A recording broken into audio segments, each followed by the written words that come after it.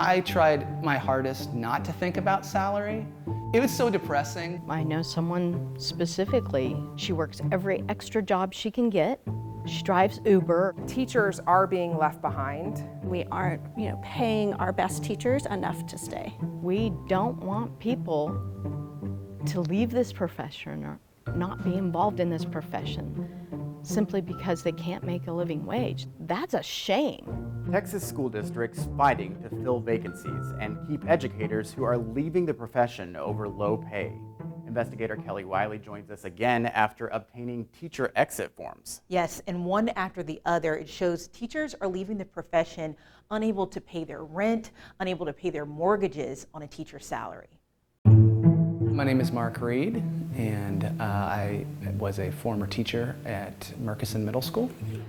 In 2021, with a few weeks left before the start of the school year, Mark Reed quit his job. On his resignation form, he told the Austin Independent School District it was economically infeasible to continue working on a teacher's salary. As long as I could pay the bills, I was fine, but as soon as I started not being able to pay the bills, then I...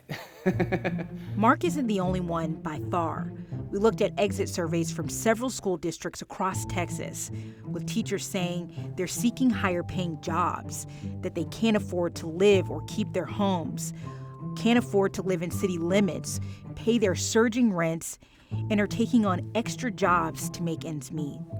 The average base salary for Texas public school teachers between the fall 2020 and fall 2021 school years went up 2%. Meanwhile, from 2021 to 2022, the average cost of a home in Texas surged 21%. The same researchers found Austin and Dallas were the two most expensive places to own a home in Texas.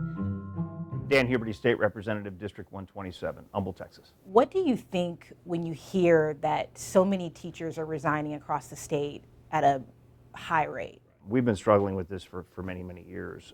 It's a big concern, right? This is a contract abandonment form. We read to State Representative Dan Huberty the multiple contract release forms where teachers said they could not afford the climbing cost of living. What solutions are on the table to fix that issue? But we have, and I'm not saying it's completely fixed. We put billions of dollars back into the system over the last several years.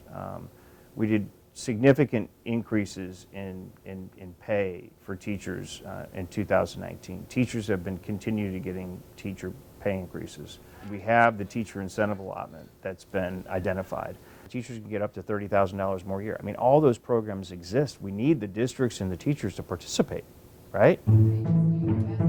The teacher incentive allotment is not the same, though, as a district increasing base salaries or giving year-over-year raises.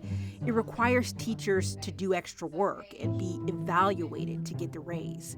The TEA records show fewer than 2% of teachers are participating in the program statewide. I was never interested in jumping through any more hoops.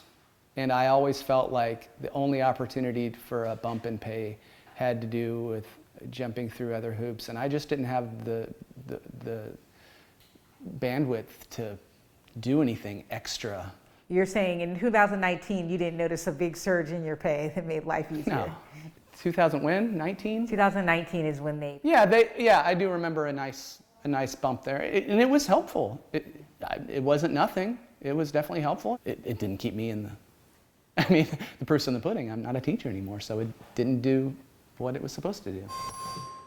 Since 2019, state lawmakers have not approved additional funding for raising teacher wages. They're going to have to spend more money because there's not going to be enough teachers. The question is, are you going to spend just enough to get it back to where it was, or are you going to really solve the problem? And this seems like it's a loss, honestly. Yeah. So it is. Because how many years did you spend? 12 years. 12 years.